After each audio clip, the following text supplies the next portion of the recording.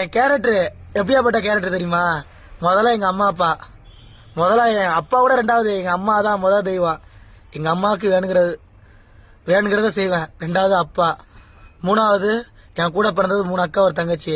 2 பேரை கட்டி கொடுத்தேன். இன்னும் 2 பேரை கட்டி கொடுக்கணும். அதுக்காக தான் நைட்டு மாலுமா தூக்கம் இல்லாம கண்ணு முழிச்சு டைமிங்களோட அது இதுன்னு சொல்லிட்டு வேலை இழுத்து போட்டு செஞ்சுக்கிட்டு இருக்கிறேன். இதுதான், வேற எதுவுமே இல்லை. இது போக இல்லாதவங்களுக்கு நிறைய உதவி செய்வேன். போறவங்களுக்கு லிஃப்ட் கொடுப்பேன்.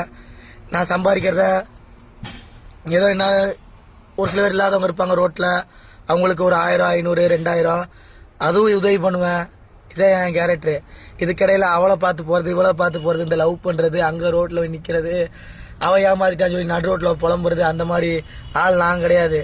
என் குடும்பம், என் வேலை. இன்னும் 2 பேரை கட்டி கொடுத்ததுக்கு அப்புறம் எங்க அம்மா அப்பா பொண்ணு வைப்பாங்க எனக்கு. அந்த பிள்ளைய நான் கல்யாணம் முடிச்சுக்குவேன். இதுக்கடையில் அவ பார்த்தா இவ பார்த்தா, அவ வீடியோ போட்டா சொல்லிட்டு தயவுசெய்து எனக்கு யாரும் செயற்படாதீங்க. எரிச்சல் ஆகுது.